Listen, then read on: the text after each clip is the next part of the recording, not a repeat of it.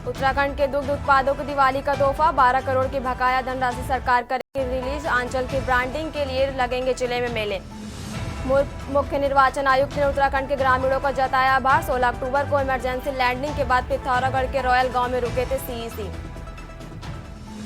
4 नवंबर को शीतकाल के लिए बंद होंगे तृतीय केदार तुंगनाथ मंदिर के कपाट, होगी पूजा। 1.20 लाख से अधिक श्रद्धालु कर चुके हैं दर्शन। पहाड़ से मैदान तक हवा की गुणवत्ता की होगी निगरानी। सीपीसीबी ने क्षेत्रीय कार्यालयों को भेजा पत्र। 24 अक्टूबर से 7 नवंबर तक हवा और ध्वनि की गुणवत्ता की होगी जांच। उत्तराखंड में छात्रवास चुनाव पर हाईकोर्ट सख्त। हाईकोर्ट ने कहा 2 दिन में स्थिति स्पष्ट करे राज्य सरकार। 23 अक्टूबर को होगी अगली सुनवाई। आदमखोर गुलदार की दहशत, टिहरी के महर गांव में शूटर तैनात। ड्रोन और ट्रैम कैमरे से हो रही तलाश। आप देख रहे हैं के न्यूज, खबरों का सारथी। नमस्कार, आप देख रहे हैं के न्यूज इंडिया और मैं हूं आपके साथ अविनय रावत। और अब बात करेंगे खबर उत्तराखंड की। खबर नई टिहरी से है, जहां प्रत्येक सोमवार की तरह आज नई टिहरी कलेक्टर सभागार में जनता दरबार आयोजित किया गया। अधिकारीगण मौजूद रहे। इस दौरान जिलाधिकारी मयूर दीक्षित ने कहा कि 58 शिकायतें प्राप्त हुई हैं, जिनको समाधान हेतु संबंधित अधिकारियों को उचित निर्देश दिए गए हैं।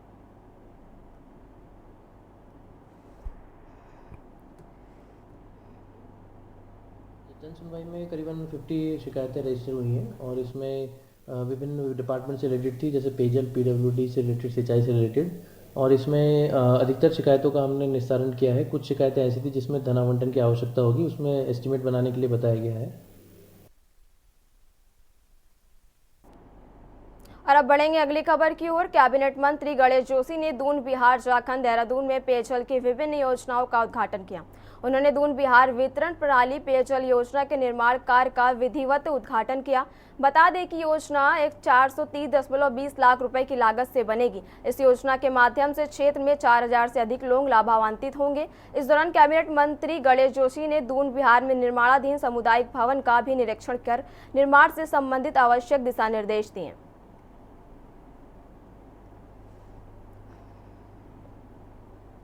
देखिए, आज दून बिहार क्षेत्र में लगभग 4 करोड़ 10 लाख की लागत से 9 किलोमीटर बिछने वाली पेयजल लाइन का शुभारंभ हमने किया है। क्योंकि एक बार व्यक्ति बिना सड़क के पानी सकता है, बिजली के रह सकता है, लेकिन बिना पानी के व्यक्ति रह नहीं सकता।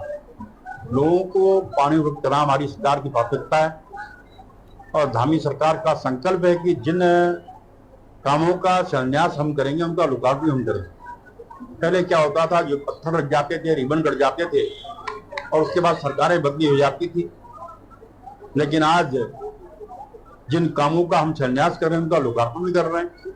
और इस लाइन को बिछने के बाद यहाँ की लगभग 7000 आबादी को उसका लाभ मिलेगा। इसलिए पूर्व भी हमने 1.70 लाख की लागत से एक ओवरहेड टैंक ट्यूबवेल यहाँ पर लगाया था।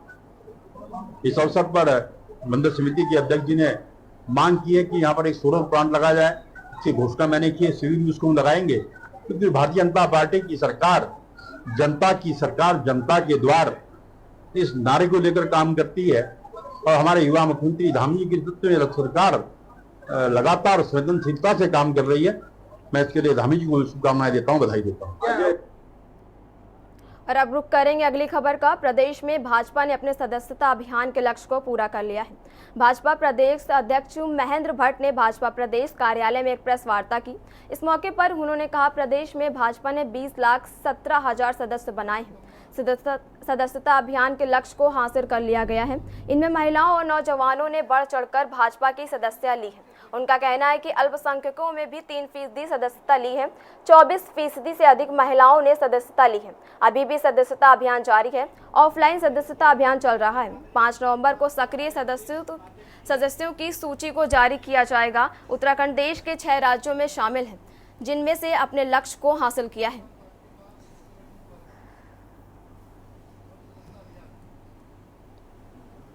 उत्तराखंड देश के उन 6 राज्यों में है जिन्होंने अपने लक्ष्य को पूर्ण किया है और 20,17,397 सदस्य हमारे उत्तराखंड राज्य में बन चुके हैं। सदस्यता क्रम लगातार चलने वाला क्रम है, क्योंकि संगठन संगठन के गठन की दृष्टि से सदस्यता का इस टाइम पीरियड तय होता है। उसके अंतर्गत हर राज्य को अपना लक्ष्य दिया जाता है। हमने वो लक्ष्य को पूर्ण किया और मुझे बताते खुशी है कि अब सदस्यता अभियान के क्रम में भी हम बहुत जल्दी उत्तराखंड राज्य के सर्वाधिक सक्रिय सदस्य ये भारतीय जनता पार्टी में दिशा में हमारी गति आगे बढ़ेगी। आपने कहा कि और अगली खबर देहरादून से बता रहे हैं, जहां मुख्यमंत्री पुष्कर सिंह धामी ने देहरादून से वर्चुअली माध्यम से लाल कुआं बांद्रा सुपरफास्ट ट्रेन को हरी झंडी दिखाकर रवाना किया। मुख्यमंत्री ने कहा कि बाबा कैची धाम के आशीर्वाद से आज लाल कुआं से बांद्रा के मध्य ट्रेन संचालन का सौपन्न पूरा हुआ। इसके लिए उन्होंने प्रधानमंत्री श्री नरेंद्र मोदी और रेल मंत्री श्री अश्विनी वैष्णव का आभार व्यक्त किया। इन्होंने कहा कि इस ट्रेन से संचालन से रामपुर, मुरादाबाद, गाजियाबाद, हजरत निजामुद्दीन, मथुरा, सवाई माधोपुर, कोटा, बड़ोदरा, सूरत और रेलवे स्टेशन से जुड़े लोगों को ये यात्रा करने का आसानी से विकल्प मिलेगा। आपको बता दें कि लाल कुआं बांद्रा टर्मिनल के मध्य नई ट्रेन सोमवार को लाल कुआं से सुबह 7:45 प्रस्थान कर रुद्रप्रयाग सिटी, रामपुर, मुरादाबाद, गाजियाबाद और हजरत निजामुद्दीन, मथुरा, कोटा, बड़ोदरा, सूरत होते हुए अगले दिन मंगलवार को सुबह 8:30 बजे बांद्रा टर्मिनल पहुंचेगी। वहीं आपसी में बांद्रा टर्मिनल से सुबह 11 बजे मंगलवार को प्रस्थान कर लाल कुआं अगले दिन बुधवार दोपहर 1:15 बजे लाल कुआं पहुंचेगी।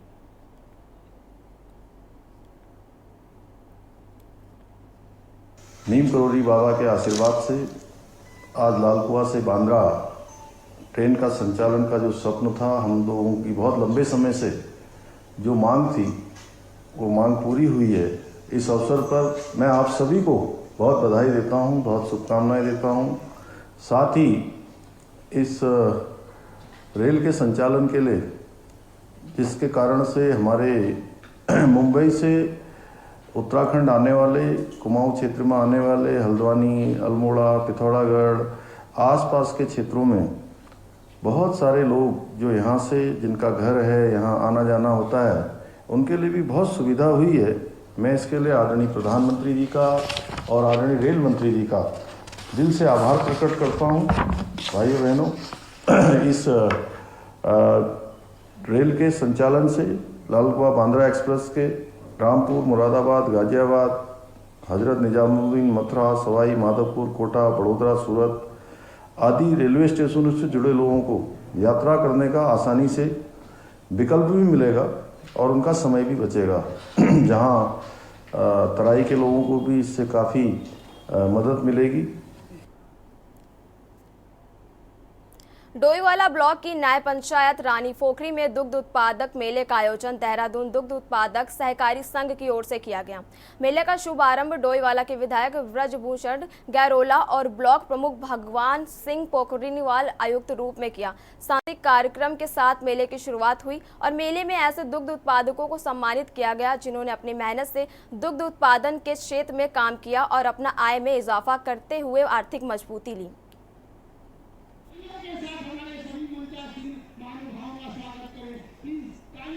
रहेंगे तो आप लोग माननीय मंत्री जी के, हमारे जो डेयरी मंत्री हैं श्री सौरभ बहुगुणा साहब, उनके नेतृत्व में और हमारे जो शीर्षस्थ अधिकारीगण हैं उनके दिशा निर्देशन में पूरे प्रदेश के 6 जिलों में आंचल दुग्ध उत्पादक मेले का आयोजन किया जा रहा है, जिसके तहत आज और कल देहरादून जनपद में यह आयोजन किया गया है, जिसमें हमारे जनपद के प्रत्येक समितियों से दुग्ध उत्पादक, किसान, पशुपालक सभी लोगों को हमने यहाँ लाए हैं हम लोग। और यहाँ पे हमने 24 स्टॉल लगाए हैं विभिन्न विभागों के, उनके द्वारा जो विभागों से संबंधित जानकारी दी जा रही है। ये सारा कार्यक्रम जो है हमारे माननीय मंत्री जी और हमारे शीर्षस्थ अधिकारियों के दिशा निर्देशन में किया जा रहा है। दर्शकों को मेरा नाम अमित सिंह है। हमारा ये पिंडर चारा स्वयं संगठन स्वायत्त सहकारिता, हम लोग एक स्वयं सहायता समूह है। हम लोगों ने पिछले साल ये खोला था, लगभग 300 मेंबर से हमने ये समूह चला रहे हैं। इसमें हम हरे चारे की आपूर्ति करते हैं किसानों से, ज्यादातर मक्का ही देते हैं हम। मक्के का हम ये साइलेज बनाते हैं, ये 100 किलो के साइलेज बॉल है, ये काफी दूरवर्धक है और हमारी उत्तराखंड सरकार इसमें 75% सब्सिडी देती है, जो कि आंचल डेयरी से जुड़े हुए किसानों को लगभग 200 रुपए क्विंटल में उपलब्ध हो जाता है। इसके फायदे ये है कि इससे दूध बढ़ता है काफी और किसानों को अपनी सारी एनर्जी घास ना ढूंढने में लगा दे। भारतीय रेलवे लंबी दूरी की कनेक्टिविटी को बेहतर बनाने के लिए नई ट्रेनें संचालित कर रहा है। इसी कार्यक्रम में कुमायूं में पर्यटकों को बढ़ावा देने के उद्देश्य से लाल कुआं से बांद्रा टर्मिनल तक साप्ताहिक सुपर फास्ट ट्रेन का आज मुख्यमंत्री पुष्कर सिंह धामी ने वीडियो कॉन्फ्रेंसिंग के माध्यम से लाल कुआं से ट्रेन को विधिवत रूप से हरी झंडी दिखाकर रवाना किया। इस दौरान पूर्व केंद्रीय राज्य मंत्री एवं नैनीताल लोकसभा सांसद अजय भट्ट और लाल कुआं विधायक डॉक्टर मोहन सिंह बिष्ट, रेलवे इज्जत नगर मंडल की डीआरएम रेखा यादव सहित कई गणमान्य लोग लाल कुआं रेलवे स्टेशन पर आयोजित कार्यक्रम में मौजूद रहे।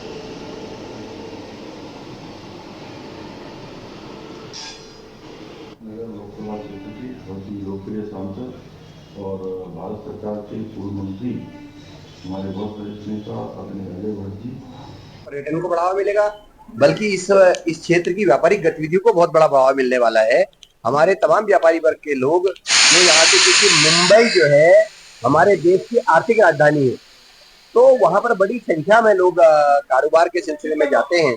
हमारे क्षेत्र में चूंकि ये अपना पूरा कुमाऊं से का प्रवेश द्वार है, बड़ी संख्या में विद्यार्थी से लेकर और हमारे जो नौकरी पेशा लोग हैं वो लोग आवागमन करते हैं, उन सबको सुविधा होगी। और माननीय प्रधानमंत्री जी के विजन के अनुरूप जल्दी ही यहाँ पर जो है वंदे भारत ट्रेन का भी संचालन होने जा रहा है। और ये लाल कुआं, जैसा मैंने कहा, कुमाऊं का प्रवेश द्वार है और यहाँ पर एक्सपेंशन की, विस्तार की सबसे ज्यादा गुंजाइश है। मुंबई के लिए शुरुआत हुई है।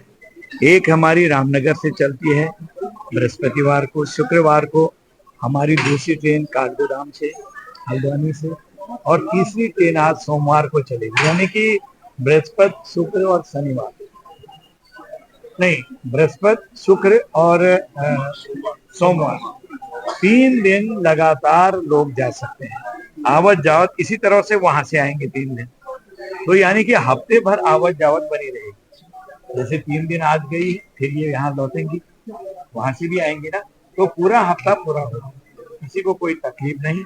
जो मांग थी ये पूरी हो गई। मैं भारत के माननीय प्रधानमंत्री जी को और अपने जो रेल मंत्री हैं श्रीमान अश्विनी वैष्णव जी और अपने मुख्यमंत्री जी को बधाई देता हूँ। ट्रेन आज हम लोगों ने यहाँ से शुरू की है बम्बई के लिए। इसका रूट अलग है, जैसा आप जानते होंगे कि यहाँ से बम्बई के लिए 2 और ट्रेनें भी चल रही थी, बट ये एक अलग रूट लेके जा रही है। ये दिल्ली के साथ कनेक्टिविटी बढ़ा रही है और इसका जो समय है वो बहुत ही बढ़िया है। 25 घंटे में ये आपको बम्बई पहुंचा दे रही है और यहाँ से सुबह चल के ये दिल्ली आपको 1:30 बजे के लगभग पहुंचा दे रही है। तो इसका अर्थ ये हुआ कि जो सुबह की गाड़ियों में दिल्ली की कनेक्टिविटी भी इससे बढ़ रही है। और जैसा आपने देखा है बड़ौदा, कोटा, ये वाला रूट ये लेके जा रही है। तो जो दूसरे वाली थी मथुरा से आगे पकड़ रहे थे हम लोग कोटा के लिए, तो ये दिल्ली वाला इसमें एक्स्ट्रा आ जा रहा है। गंगा बंदी किए जाने के बाद हर की पौड़ी के पास बहने वाली गंगा और विभिन्न घाटों का नजारा बिल्कुल अलग प्रतीत हो रहा है। गंगा के बीच रेत में अंग्रेजों के शासन काल में बिछाई गई रेलवे लाइन नजर आ रही है, जो इस समय चर्चा का विषय बन गई है। हरिद्वार रेलवे स्टेशन से करीब 3 किलोमीटर दूर ये ट्रैक लोगों के मन में जिज्ञासा पैदा कर रहा है। इंटरनेट मीडिया पर इसकी वीडियो और फोटो शेयर कर तरह तरह के दावे किए जा रहे हैं, मगर हरिद्वार के जानकार बताते हैं कि 1850 के आसपास गंग नहर के निर्माण के दौरान इस ट्रैक पर चलने वाली हाथ गाड़ी का इस्तेमाल निर्माण सामग्री ढोने के लिए किया जाता था। भीमगौड़ा बैराज से डामकोटी तक डैम और तटबंध बनाए जाने का काम पूरा होने के बाद अंग्रेज अफसर निरीक्षण करने के लिए इन पर गाड़ियों का इस्तेमाल करते थे। देखिए ये रिपोर्ट। सालाना सफाई के लिए गंगा कनाल को बंद करने से हरिद्वार में गंगा के जलस्तर में काफी कमी आ गई है। हरिद्वार में नदी में बहुत कम पानी रहने से एक रेलवे ट्रैक नजर आने लगा है। स्थानीय लोगों और पर्यटकों के बीच उत्सुकता काफी बढ़ गई है। हरिद्वार में रहने वाले लोग बताते हैं कि इस रेलवे ट्रैक का निर्माण अंग्रेजों ने गंगा कनाल को बनवाने के वक्त सामान को लाने ले जाने के लिए किया था। लेकिन जिस समय अंग्रेजों ने गंगा नहर बनाई, तो उस समय जो था गंगा नहर बनाने के लिए उन्होंने हर तरह के प्रयोजन किए और जो उस समय की प्रौद्योगिकी थी उसे अपनाया। तो ये जो रेल हर की पैड़ी जो इस समय गंगा नहर सूख गई और एक ट्रैक निकली रेलवे की, तो वो जो था ये जो ढुलाई का सामान नहर बनाने के लिए लाया जाता था, उसके लिए ट्रैक जो थी रूढ़ी वेल वाला से होती हुई हर की पैड़ी और आगे तक जो है प्रयोग होती थी ये लालजी वाला तक, तो वहाँ तक ये जाया करती थी और इसमें उनका सामान ढो के ये लोग ले जाया करते थे। कुछ लोग ये भी बता रहे हैं कि आजादी के बाद पिकनिक पर जाने के लिए इस ट्रैक का इस्तेमाल वे लोग करते थे। हम छोटे थे तब से हम इसको देख रहे हैं। गंगा पार एक बहुत सुंदर मैसूर पार्क की नकल पे पार्क बना हुआ था और अंग्रेज अफसर जो हैं डाम कोठी से लाल कोठी तक इस ट्रैक पे, जैसे वो रेलवे की ट्रॉली चलते हैं ना, रेलवे लाइन चेक करने वाले, उस टाइप की ट्रॉली में एक बेंच लगी हुई थी, उस पे अंग्रेज अफसर जाते थे, ऐसा हमने सुना। क्योंकि हमारा बर्थ तो आज़ादी के बाद का है, 53 का।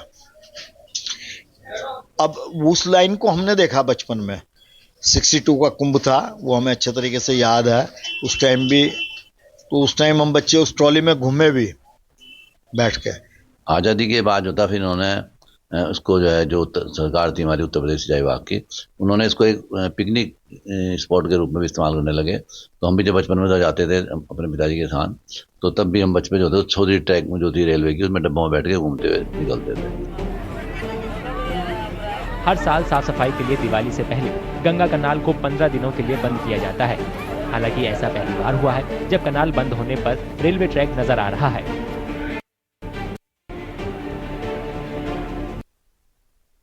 और यहाँ रुकेंगे एक छोटे से ब्रेक के लिए।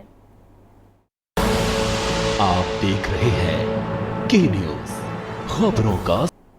ब्रेक के बाद एक बार फिर बढ़ेंगे खबरों की ओर। देवभूमि उत्तराखंड में स्मार्ट सिटी पर मचे सियासी घमासान के बाद अब स्मार्ट मीटर पर सियासत गर्मा गई है। दरअसल कांग्रेस समेत तमाम विपक्षी दल इस स्मार्ट मीटर का विरोध कर रहे हैं।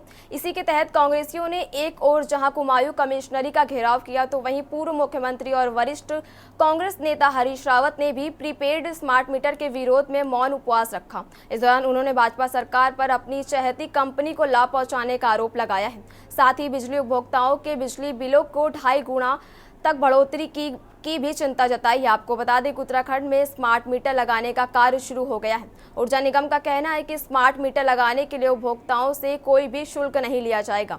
स्मार्ट मीटर एक आधुनिक मीटर है, इसका पूरा कंट्रोल उपभोक्ताओं के हाथों में रहेगा। वह स्मार्ट मीटर पर मचे सियासी घमासान के बीच सरकार का दावा है कि उत्तराखंड 5 साल में बिजली के मामले में आत्मनिर्भर बनेगा। इसके लिए सरकार ने 5 सालों में बिजली का उत्पादन राज्य की तय मांग से 2 गुना करने का लक्ष्य रखा है।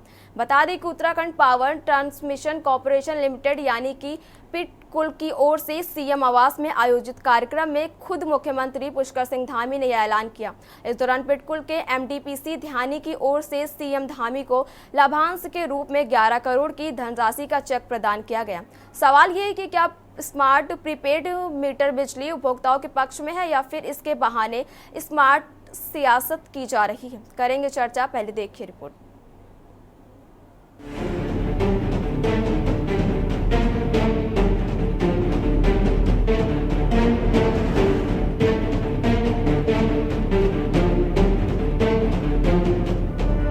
उत्तराखंड में अब जल्द ही पोस्टपेड मीटर की जगह अब प्रीपेड स्मार्ट मीटर लगने जा रहे हैं। इसके लगने के बाद अब घर घर आने वाले बिजली के बिलों से छुटकारा मिलेगा। इसके लगने के बाद सारा सिस्टम डिजिटल रहेगा। वहीं राज्य में अब स्मार्ट मीटर के विरोध में सियासत गर्मा गई है। कांग्रेस ने सरकार पर एक निजी कंपनी को लाभ पहुंचाने का आरोप लगाया है। साथ ही कांग्रेस ने आशंका जताई है कि आने वाले दिनों में बिजली उपभोक्ताओं को महंगी बिजली मिलेगी, जिससे फायदा निजी कंपनी को होगा, जबकि आम लोगों पर महंगाई का एक और बोझ बढ़ेगा। इस योजना के विरोध में पूर्व मुख्यमंत्री हरीश रावत ने मौन उपवास भी रखा। वहीं हरीश रावत के इस उपवास को बीजेपी ने पॉलिटिकल स्टंट बताया है। सर, स्मार्ट मीटर नहीं लगना चाहिए। पहले के टाइम पर हम 100 वाट का बल्ब जलाते थे, उसमें कितना हमारा बिल कम आता था, और आज के टाइम पे अगर 9 वाट का एलईडी जला रहे, आज के टाइम पे हमारा बिल हर महीने 5 से 6 हजार रूपए आ रहा है, वो पर मंथ। पहले 2500-2000 आते थे सिर्फ 2 महीने के, और आज के टाइम पर आ रहा है 5 से 6 हजार पर मंथ। मेरा ये मौन जो 1 घंटे का है, ये उन लोगों को समर्पित है जो सरकार के एक गलत निर्णय से पीड़ित होने जा रहे हैं। सामान्य नागरिक प्रीपेड स्मार्ट मीटर जिसे राज्य सरकार अपनी एक चहेती कंपनी को सौंपेगी और वही फिर उसका संचालन करेंगे। जिस तरीके से जियो वाले ने पहले फ्री, फिर कम रेट पर, और अब धीरे धीरे सारी संचार व्यवस्था पर, मोबाइल व्यवस्था पर अपना कब्जा कर लिया है। तो उसी तरीके से वो कंपनी भी प्रीपेड स्मार्ट मीटर के माध्यम से विद्युत वितरण पर कब्जा करेगी। देखिए, पहली बात तो ये है कि इस सरकार का जो उद्देश्य और ध्येय है वो ये है कि लोगों को अधिक से अधिक लाभ मिले, अधिक से अधिक सुविधाएं मिलें, और जो है कि जन जन तक उसकी सहभागिता हो। तो अगर जब देश के अंदर, दुनिया के अंदर टेक्नोलॉजी बहुत तेज़ी से बढ़ रही है तो कहीं न कहीं उसका लाभ जो है उत्तराखंड के लोगों को भी मिलना चाहिए। ये सरकार की मंशा है। अब इसमें जहाँ तक देखिए, कोई भी अगर विषय सरकार अच्छा काम करती है तो उसमें मैं कहता हूँ कि विपक्ष जो है कोई न कोई खामी निकाल देता है, और विपक्ष की खामी को जनता दरकिनार कर देती है। आपको बता दें कि यूपी, बिहार के साथ ही उत्तराखंड राज्य में भी स्मार्ट प्रीपेड मीटर लगने शुरू हो गए हैं। ऊर्जा निगम का कहना है कि स्मार्ट मीटर लगाने के लिए उपभोक्ताओं से कोई भी शुल्क नहीं लिया जाएगा। स्मार्ट मीटर एक आधुनिक मीटर है, इसका पूरा कंट्रोल उपभोक्ताओं के हाथों में रहेगा। वहीं स्मार्ट मीटर पर मचे सियासी घमासान के बीच सरकार का दावा है कि उत्तराखंड 5 साल में बिजली के मामले में आत्मनिर्भर बनेगा। इसके लिए सरकार ने 5 सालों में बिजली का उत्पादन राज्य की तय मांग से दोगुना करने का लक्ष्य रखा है। बता दें कि Uttarakhand power transmission corporation limited यानी कि पिटकुल की ओर से सीएम आवास में आयोजित कार्यक्रम में खुद मुख्यमंत्री पुष्कर सिंह धामी ने यह ऐलान किया। इस दौरान पिटकुल के एमडी पीसी ध्यानी की ओर से सीएम धामी को लाभांश के रूप में 11 करोड़ की धनराशि का चेक प्रदान किया गया। ये पिटकुल का जो है 20 साल के इतिहास में सबसे बड़ा लाभांश जो है इस बार हमने 11 करोड़ का माननीय मुख्यमंत्री को दिया है। पिछले वर्ष 5 करोड़ का दिया था। पिछले वर्ष, वित्तीय वर्ष में पिटकुल का जो प्रॉफिट था वो लगभग 27 करोड़ था, और इस बार जो हमारा प्रॉफिट बढ़ के 141 करोड़ हो गया है। तो यह सब जो है इसका श्रेय माननीय मुख्यमंत्री जी का जो मूल मंत्र है कि सरलीकरण, समाधान, निस्तारण और संतुष्टि के तहत पिटकुल द्वारा एक टीम के रूप में कार्य किया जा रहा है, जिसके अंतर्गत हमारी विभिन्न परियोजनाओं का जो है हम समय पर पूर्ण कर रहे हैं। हमारे जो अनुरक्षण का कार्य है और जो हमारे मेंटेनेंस का कार्य है वो बिल्कुल सही तरीके से चल रहा है, जिसके परिणाम स्वरूप पिटकुल की जो सिस्टम एबिलिटी है वो 99.70 है, तथा जो हमारे ट्रांसमिशन लॉसेज हैं वो भी 1% की नियर अबाउट है। नहीं, देखिए, इसमें किसी की भी जेब नहीं कटेगी। जब भी कोई यहाँ पर किसी भी योजना को लागू करने की बात होती है तो जनहित में देखते हुए, लोगों की भावनाओं को देखते हुए किया जाता है। और मुझे लगता है कि इससे जो हमारी बिजली की जो चोरी होती है, जिसमें लोग बाग गलत तरीके से बिल नहीं दे पाते हैं, अगर जब सरकार ये वाला कदम उठाएगी, इस तरह से स्मार्ट मीटर लगाने का काम करेगी, तो मुझे लगता है कि जो लोग बड़े बड़ी जो कंपनियां, जो बड़े बड़े लोग होते हैं जो बहुत बड़े घोटाला करने का काम करते हैं, वो उनकी चोरी इसमें रुकेगी, उन लोगों की चोरियां इसमें रुकेगी जो गलत तरीके से कनेक्शन लेकर के बिल पे नहीं करते। तो मुझे लगता है कि स्मार्ट मीटर के जरिए सभी, जो हमारा चाहे मिडिल क्लास हो, चाहे हमारा लोअर क्लास हो, चाहे हाई क्लास हो, सभी को इसमें फायदा होगा। इस बात का आरोप लगा रहे हैं कि सरकार ने एक विशेष कंपनी को लाभ देने के लिए, बड़े उद्योगपति को लाभ देने के लिए प्रदेश में स्मार्ट मीटर लगाए जा रहे हैं। गरीब जनता की जेब में डाका डालने का काम किया जा रहा है, गरीब जनता से वसूली की जा रही है, और इस तरीके का काम करके निश्चित रूप से गरीबों के पेट में, गरीबों के को लात मारने का काम, गरीबों को परेशान करने का काम सरकार कर रही है। और ये केवल किसी एक व्यक्ति को, एक बड़े उद्योगपति को लाभ पहुंचाने के उद्देश्य से स्मार्ट मीटर इस प्रदेश में लाए जा रहे हैं। ये प्रीपेड मीटर, सरकार का जो ये प्रीपेड मीटर लगाने का जो फैसला है, इसमें हमारा मानना है कि जिस प्रकार से जो किसान है, हमारे आम जनता है, उनके जो बिजली बिल है पहले जो 1 महीने में आते थे तो अब उनको देना पड़ेगा, तो दुगना होगा, 2.5 गुना तक वो जा रहा है। तो ये भी हमें देखना होगा। कहीं ना कहीं सरकार की इसके पीछे जो मंशा है, ये सबसे पहले हमें देखनी होगी कि इसको वो कहीं ना कहीं इसका भी निजीकरण करने जा रहे हैं। जो प्रीपेड स्मार्ट जो मीटर लगेगा वो किस कंपनी को दे रहे हैं। इससे पहले भी ऊर्जा विभाग में आपने देखा होगा कि बड़े बड़े यहाँ पर टेंडर आए और उन्होंने बड़े बड़े घोटाले करके उत्तराखंड को लूटने का कार्य किया। और इसी प्रकार से जो हमारे किसान हैं, आप देखेंगे कि अगर वो खेती करते हैं तो जो उनको उसका एवज में उसके मुनाफा मिलता है वो 6 महीने में मिलते हैं। लेकिन अगर आप हर महीने उनसे प्रीपेड के माध्यम से ये बिल की वसूली करेंगे तो इसमें भी कहीं ना कहीं उन्हें भी दिक्कत होगी, आम जनता कहीं इससे त्रस्त होगी। मेरा मानना है कि आपको सबसे पहले जिस प्रकार से बड़े बड़े जो औद्योगिक घराने हैं, बड़े बड़े औद्योगिक यहाँ पे संस्थान है, प्रतिष्ठान है, वहां पर जिस प्रकार से जो बिजली उसमें कटौती की, बिजली चोरी की जाती है, उस पर रोक लगनी चाहिए, उन चीजों पे रोक लगनी चाहिए। कुल मिलाकर उत्तराखंड में स्मार्ट सिटी पर मचे सियासी घमासान के बीच अब स्मार्ट प्रीपेड मीटर पर सियासत शुरू हो गई है। एक और जहां कांग्रेस समेत तमाम विपक्षी दल और बिजली उपभोक्ता बिजली महंगी होने की आशंका जता रहे हैं, जबकि सरकार और ऊर्जा निगम इसके लाभ गिनाते गिनाते नहीं थक रहे। सवाल ये है कि क्या स्मार्ट प्रीपेड मीटर योजना सिर्फ आम जनता के फायदे के लिए है? क्या स्मार्ट मीटर के बहाने सरकार किसी एक विशेष कंपनी को लाभ पहुंचा रही है? क्या स्मार्ट मीटर लगने के बाद प्राइवेट कंपनी मोबाइल रिचार्ज की तरह बिजली के दामों में बढ़ोतरी नहीं करेगी? Uttarakhand desk report.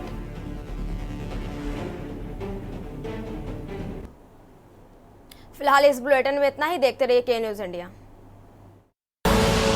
आप देख रहे हैं के न्यूज, खबरों का